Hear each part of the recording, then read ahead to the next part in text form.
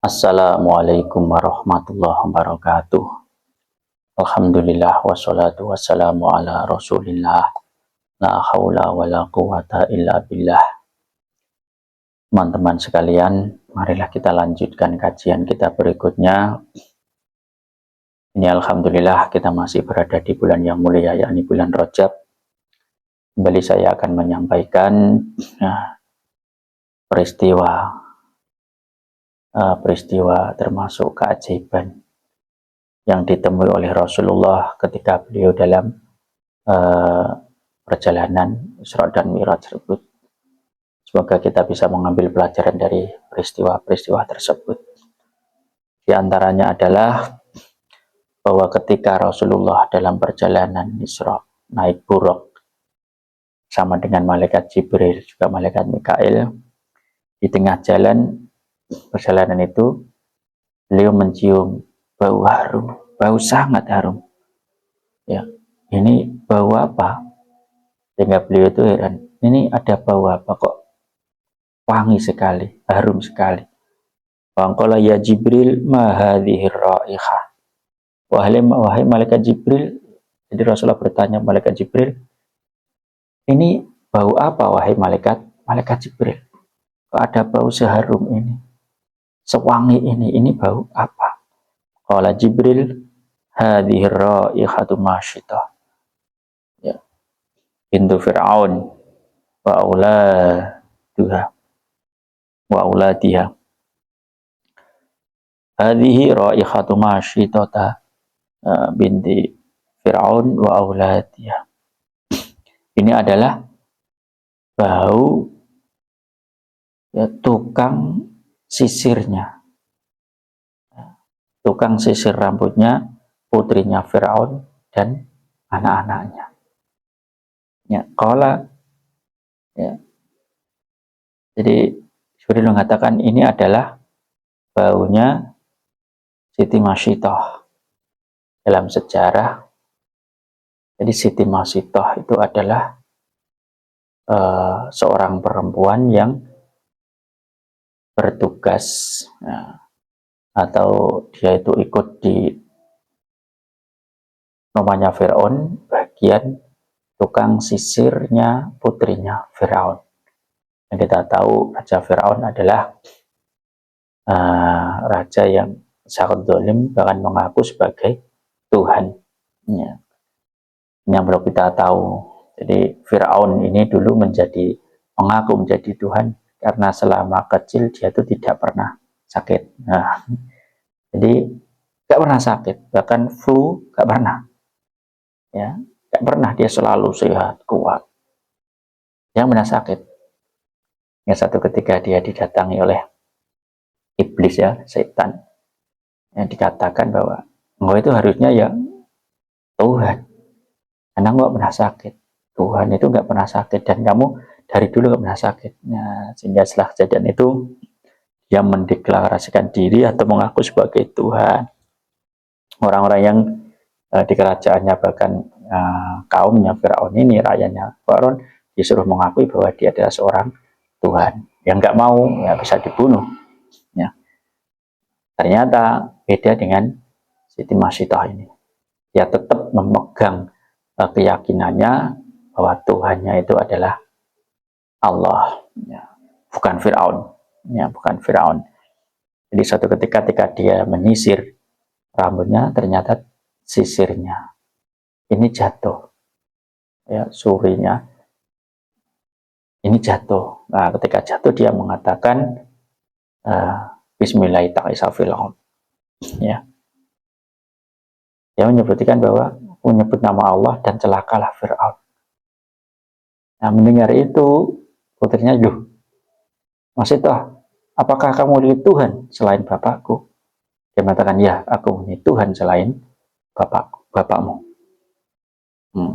Ditantang oleh putrinya, "Apakah ini harus aku beritahukan kepada bapakku Fir'aun?" Beritahukan. Dalam cerita yang panjang di dalam kitab Dardirul Mi'raj itu ada. Ya, nggak apa-apa. Sehingga benar dia didatangkan, dihadapkan kepada Fir'aun. Dia mengaku bahwa dia punya Tuhan yang bukan Fir'aun. Nah, gitu. Kemudian Siti Masud diancam, dia harus keluar dari keyakinannya, mengakui bahwa Firaun adalah seorang Tuhan. Dia nggak mau, dia diancam akan dibunuh, bahkan cara membunuhnya itu dengan cara keji. Gimana? Seluruh keluarganya, anaknya dijatuhkan, masukkan ke dalam bokor yang mendidih, satu persatu, ya. Suaminya, anaknya, semuanya sudah meninggal, tinggal satu anak yang digendong. Dan artikan, saya mengatakan dalam cerita itu anaknya itu 3, ya.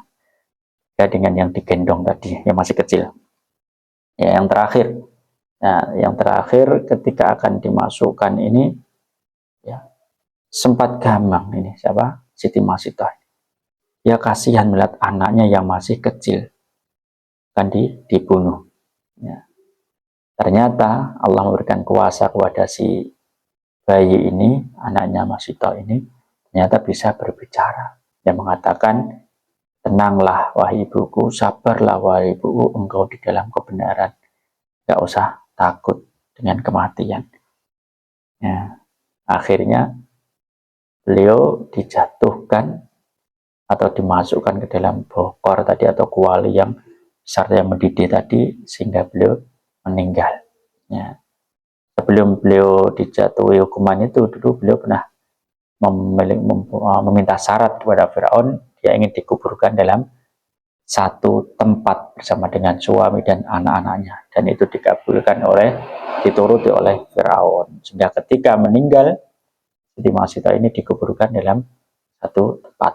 Nah, itu adalah cerita Siti Masitah yang sangat memegang keyakinannya, sangat memegang teguh agamanya sampai meninggal, hingga mendapatkan kehormatan, keistimewaan dari Allah Subhanahu wa Ta'ala.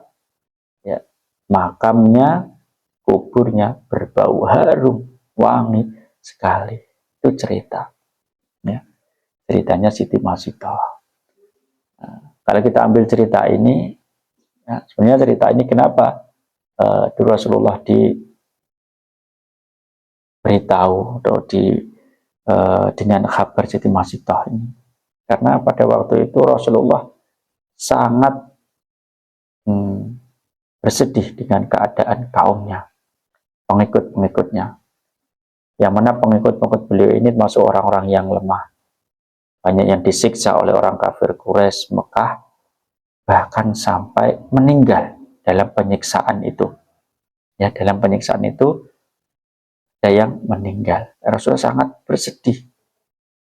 Tapi ketika beliau melihat balasan, ketika orang yang memegang teguh keyakinannya, memegang teguh keimanannya kepada Allah Subhanahu wa Ta'ala, itulah balasannya sebagaimana Siti Masitah.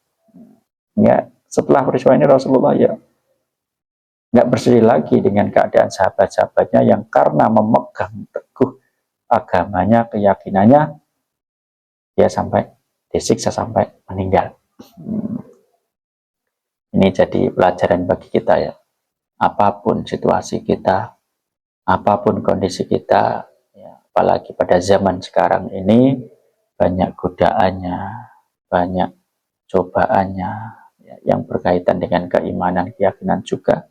Apapun itu, kita harus tetap berusaha menjaga keyakinan kita, menjaga keimanan kita kepada Allah Subhanahu wa Ta'ala. Jangan sampai kita lepaskan, jangan sampai kita gadaikan dengan apapun. Nah, kalau kita bisa seperti itu, nah, insya Allah nanti kita akan dapat balasan sebagaimana Siti Masitah. Nah, itu diantara peristiwa yang ditemui oleh Rasulullah pada saat peristiwa Isra dan Mi'raj. Wabillahi taufiq wal hidayah. Wassalamualaikum warahmatullahi wabarakatuh.